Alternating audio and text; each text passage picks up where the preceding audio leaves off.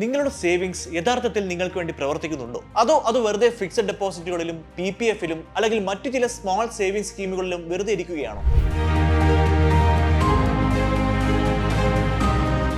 ഇന്നത്തെ കാലത്ത് traditional guarantee സ്കീമുകൾ തരുന്ന റിട്ടേണുകൾ പലപ്പോഴും ഇൻഫ്ലേഷനെ അല്ലെങ്കിൽ പണപ്പെരുപ്പത്തെ മറികടക്കാൻ കഴിയാതെയാണ് തരുന്നത്. ഇത് നിങ്ങൾ കഷ്ടപ്പെട്ട് കഠിനാധ്വാനം ചെയ്ത് നിക്ഷേപിച്ച പണത്തിനെ നിശ്ചലമാക്കുകയും ചെയ്യുന്നു. അതായത് പണപ്പെരുപ്പത്തെ മറികടക്കുന്ന രീതിയിലുള്ള റിട്ടേൺ ട്രഡീഷണൽ ഗ്യാരണ്ടി സ്കീമുകൾ പലപ്പോഴും നിങ്ങൾക്ക് തരുന്നില്ല എന്നതാണ് യാഥാർത്ഥ്യം. ഇനി ചില കോമൺ ട്രഡീഷണൽ ഗ്യാരണ്ടി സ്കീമുകൾ ഏതാണെന്നും അവയുടെ പ്രത്യേകതകൾ എന്തൊക്കെയാണെന്നും നമുക്ക് നോക്കാം. ആദ്യത്തേത് എല്ലാവർക്കും കോമൺ ആയിട്ട് അറിയുന്ന ഒന്നാണ് ഫിക്സഡ് ഡെപ്പോസിറ്റ് അല്ലെങ്കിൽ FD എന്ന് പറയുന്നത്. ഇത് വളരെ സേഫ് ആയിട്ടുള്ള ഒരു നിക്ഷേപ സ്കീമാണ്. പക്ഷേ 6 മുതൽ 7% വരെ പലിശ നിരക്ക് മാത്രമേ ഇതിൽ നിന്നും ലഭിക്കുന്നുള്ളൂ അല്ലെങ്കിൽ ഫിക്സഡ് ഡെപ്പോസിറ്റിൽ നിന്നും നമുക്ക് ലഭിക്കുന്നുള്ളൂ. PPF അഥവാ പബ്ലിക് പ്രോവിഡന്റ് ഫണ്ട് ആണ് മറ്റൊരു investment scheme. Tax benefit public provident ഫണ്ടിൽ നിന്നും ലഭിക്കുന്നു. അതുകൂടാതെ 7 മുതൽ 8% വരെ പലിശ നിരക്കും ഇതിൽ നിന്നും PPF-ൽ നിന്നും ലഭിക്കുന്നു. പക്ഷേ 15 വർഷത്തെ ലോക്ക് ഇൻ പീരീഡ് ഇതിനകത്തുണ്ട്. അതായത് നിങ്ങൾ നിക്ഷേപിക്കുന്ന പണം 15 വർഷത്തേക്ക് ലോക്ക്ഡ് ആണ് പബ്ലിക് പ്രോവിഡന്റ് ഫണ്ടിൽ. മറ്റൊരു ട്രഡീഷണൽ ഗ്യാരണ്ടി സ്കീം എന്ന് പറയുന്നത് സീനിയർ സിറ്റിസൺ സേവിംഗ് സ്കീം അഥവാ SCSS ആണ്. മുതിർന്ന പൗരന്മാർക്ക് വളരെ മികച്ച റിട്ടേൺ തരുന്ന ഒരു പദ്ധതിയാണ് സീനിയർ സിറ്റിസൺ സേവിംഗ് സ്കീം. പക്ഷേ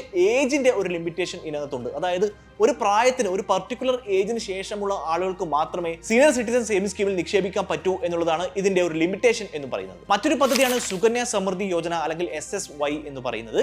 പെൺകുട്ടികൾക്കായിട്ടുള്ള ഒരു പദ്ധതിയാണ്, ഒരു നിക്ഷേപ സ്കീമാണ് സുകന്യ സമൃദ്ധി യോജന. പക്ഷേ ഇതിനകത്തും ഒരുപാട് ടേംസ് ആൻഡ് കണ്ടീഷൻസ് അടങ്ങിയിട്ടുണ്ട്. സോ ഇത്തരം സ്കീമുകളുടെ, ഇത്തരം ട്രഡീഷണൽ ഇൻവെസ്റ്റ്മെന്റ് സ്കീമുകളുടെ പ്രധാനപ്പെട്ട ലിമിറ്റേഷൻസ് എന്ന് പറയുന്നത് ഇതിൽ നിന്ന് ലഭിക്കുന്ന പലിശ നിരക്കും, അതായത് റിട്ടേൺ പലിശ നിരക്കും വളരെ കുറവാണ്. അതുകൂടാതെ നമ്മൾ ഇൻഫ്ലേഷന് കണക്കായിട്ട് ഞാൻ ആദ്യം പറഞ്ഞതുപോലെ പണപ്പെരുപ്പത്തെ മറികടക്കുന്ന രീതിയിലുള്ള റിട്ടേൺ ഒന്നും തന്നെ ഇതിൽ നിന്നും വരുന്നില്ല. അവിടെയാണ് ബോണ്ടുകൾ നിങ്ങളെ സഹായിക്കുന്നത്. എന്താണ് ബോണ്ട് എന്ന് പറയുന്നത്? ബോണ്ട് ആക്ച്വലി ഒരു ലോൺ ആണ്, അല്ലെങ്കിൽ ഒരു ഫോം ഓഫ് ലോൺ ആണ്. നിങ്ങൾ ഗവൺമെന്റിനോ അല്ലെങ്കിൽ ഒരു കമ്പനിക്കോ കൊടുക്കുന്ന ഒരു ലോണിനെയാണ് ബോണ്ട് എന്ന് പറയുന്നത്. നമ്മൾ ബോണ്ട് കൊടുക്കുന്നതിന് പകരമായിട്ട് നമുക്ക് പ്രതിമാസം പലിശ ഇനത്തിൽ ഒരു എമൗണ്ട് ലഭിക്കുന്നു. അതുമാത്രമല്ല, ഒരു ഫിക്സഡ് പീരിയഡ് ടൈമിന് ശേഷം, ഒരു നിശ്ചിത കാലയളവിന് ശേഷം നമ്മൾ നിക്ഷേപിച്ച പണം അല്ലെങ്കിൽ നമ്മൾ കൊടുത്ത പണം എത്രയാണോ അത് നമുക്ക് മൊത്തമായും തിരികെ ലഭിക്കുന്നു.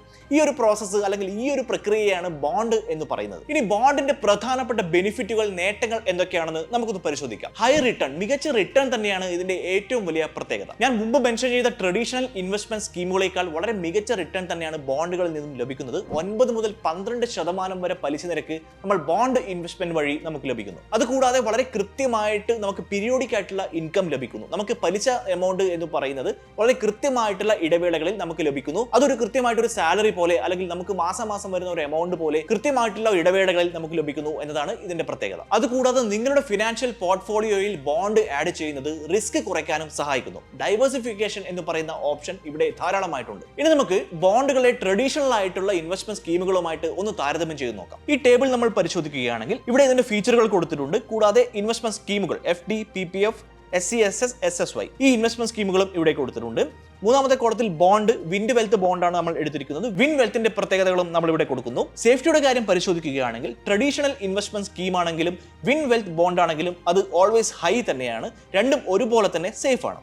റിട്ടേണിന്റെ കാര്യം നോക്കുകയാണെങ്കിൽ ട്രഡീഷണൽ ഇൻവെസ്റ്റ്മെന്റ് സ്കീമിൽ നിന്ന് ലഭിക്കുന്ന റിട്ടേൺ 6 മുതൽ 8% വരെ ആണെങ്കിൽ വിൻ വെൽത്ത് ബോണ്ടിൽ നിന്നും നമുക്ക് ലഭിക്കുന്ന റിട്ടേൺ 9 മുതൽ 12% വരെയാണ്. അതുകൂടാതെ ഇതിന്റെ ലിക്വിഡിറ്റി ട്രഡീഷണൽ ഇൻവെസ്റ്റ്മെന്റ് സ്കീമിൽ അത് വളരെ കുറവാണ്. വിൻ വെൽത്ത് ബോണ്ടിലേക്ക് വരുന്ന സമയത്ത് അത് മീഡിയം ആണ്. നിങ്ങൾക്ക് ഇത് എപ്പോൾ വേണമെങ്കിലും വിൽക്കാം. നിലവിലുള്ള വിലയിലോ അതിൽ കുറവോ ഉള്ള ഒരു ബയറെ കണ്ടെത്തുന്നതിന് ആശ്രയിച്ചിരിക്കും യഥാർത്ഥ വിൽക്കൽ. പക്ഷേ അത് ഫ്ലെക്സിബിൾ ആണ്. ലോക്ക് ഇൻ പീരീഡിലേക്ക് വരികയാണെങ്കിൽ ട്രഡീഷണൽ ഇൻവെസ്റ്റ്മെന്റ് സ്കീമുകളുടെ ലോക്ക് ഇൻ പീരീഡ് 5 മുതൽ 15 വർഷം വരെയാണെങ്കിൽ വിൻ വെൽത്ത് ബോണ്ടിന്റെ ലോക്ക് ഇൻ പീരീഡ് 1 മുതൽ 5 വർഷം വരെ മാത്രമേ ഉള്ളൂ. ട്രഡീഷണൽ ഇൻവെസ്റ്റ്മെന്റ് സ്കീമിൽ ടാക്സ് ബെനിഫിറ്റ് ഉണ്ട്. പക്ഷേ വിൻ വെൽത്ത് ബോണ്ടിലേക്ക് വരുന്ന സമയത്ത് അത് ഡിപ്പെൻഡ്സ്, അത് വേരീസ് ആണ്. റീറ്റെയിൽ ഇൻവെസ്റ്റർമാരെ ക്യൂറേറ്റഡ് കോർപ്പറേറ്റ്സ് ആൻഡ് ഗവൺമെന്റ് ബോണ്ട്സിൽ ഇൻവെസ്റ്റ് ചെയ്യാൻ സഹായിക്കുന്ന ഒരു സെബി രജിസ്റ്റേർഡ് പ്ലാറ്റ്ഫോമാണ് വിൻ വെൽത്ത് എന്ന് പറയുന്നത്. ഇതിന്റെ പ്രധാനപ്പെട്ട പ്രത്യേകതകൾ എന്താണെന്ന് വെച്ചാൽ വെറും 1000 രൂപ മാത്രമാണ് ഇതിന്റെ മിനിമം ഇൻവെസ്റ്റ്മെന്റ്. 1000 രൂപ നിങ്ങളുടെ കയ്യിൽ ഇൻവെസ്റ്റ് ചെയ്യാൻ ഉണ്ടെങ്കിൽ വിൻ വെൽത്തിൽ ഇൻവെസ്റ്റ് ചെയ്യാം. അതുകൂടാതെ 9 മുതൽ 12% വരെ ഫിക്സഡ് റിട്ടേൺസും ഇതിൽ നിന്നും ലഭിക്കുന്നു. അപ്പോൾ സ്വാഭാവികമായിട്ടും ഇതിനകത്ത് എന്തെങ്കിലും പ്രശ്നങ്ങൾ അല്ലെങ്കിൽ റിസ്ക് എലമെന്റ് ഉണ്ടോ എന്ന് നിങ്ങൾ സ്വാഭാവികമായിട്ടും സംശയം ഉണ്ടാകും. പക്ഷേ ഇതുവരേക്കും ഒരു റിസ്ക് എലമെന്റ് പോലും ഇതിനകത്ത് ഇതുവരെ റിപ്പോർട്ട് ചെയ്തിട്ടില്ല എന്നതാണ് മറ്റൊരു പ്രധാനപ്പെട്ട പ്രത്യേകത. അതുകൂടാതെ ആളുകൾക്ക് വളരെ ഈസി ആയിട്ട് യൂസ് ചെയ്യാൻ പറ്റുന്ന ഒരു പ്ലാറ്റ്ഫോമാണ് ഇത്. യാതൊരു തരത്തിലുള്ള കോംപ്ലിക്കേഷനും ഈ ഒരു പ്ലാറ്റ്ഫോം യൂസ് ചെയ്യുമ്പോൾ ഇൻവെസ്റ്റർമാർക്ക് ഉണ്ടാകുന്നില്ല. ഇനി വിൻ വെൽത്തിൽ എങ്ങനെയാണ് ഇൻവെസ്റ്റ് ചെയ്യേണ്ടത് എന്ന് നമുക്ക് സ്റ്റെപ്പ് ബൈ സ്റ്റെപ്പ് ആയിട്ട് പരിശോധിക്കാം. വിൻ വെൽത്ത് പ്ലാറ്റ്ഫോമിൽ ഒരു അക്കൗണ്ട് ക്രിയേറ്റ് ചെയ്യുക.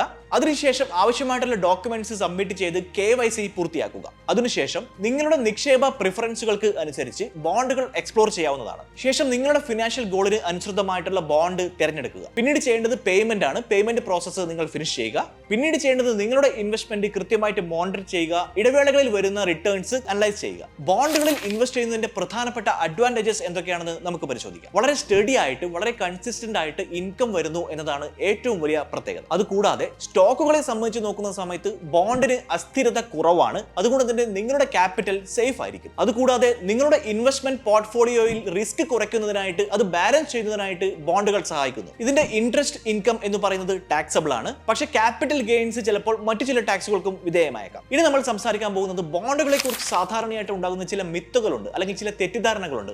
ആ തെറ്റിദ്ധാരണകൾ എന്തൊക്കെയാണെന്നും അവയ്ക്കുള്ള മറുപടി എന്താണെന്നും നമുക്ക് പരിശോധിക്കാം. ഏറ്റവും കോമൺ ആയിട്ടുള്ള ഒരു തെറ്റിദ്ധാരണ എന്താണെന്ന് വെച്ചാൽ ബോണ്ട് പണക്കാർക്ക് മാത്രമുള്ള ഒന്നാണ് എന്നതാണ്. ഒരിക്കലുമല്ല. നിങ്ങൾക്ക് വെറും 1000 രൂപ ഉണ്ടെങ്കിൽ നിങ്ങൾക്ക് ബോണ്ടിൽ നിക്ഷേപിക്കാം എന്നതാണ് ഏറ്റവും വലിയ പ്രത്യേകത. മറ്റൊരു തെറ്റിദ്ധാരണ എന്താണെന്ന് വെച്ചാൽ ബോണ്ടുകളെ കുറിച്ച് മനസ്സിലാക്കാൻ വളരെയധികം പ്രയാസമാണ്, ഇത് വളരെ കോംപ്ലിക്കേറ്റഡ് ആണ് എന്നതാണ്. പക്ഷേ ഒരിക്കലുമല്ല. വളരെ മികച്ച റിട്ടേൺ തരുന്ന അല്ലെങ്കിൽ വളരെ പീരിയോഡിക് ആയിട്ട് വളരെ ഫിക്സഡ് ആയിട്ടുള്ള റിട്ടേൺ തരുന്ന ഒന്നാണ് ബോണ്ടുകൾ.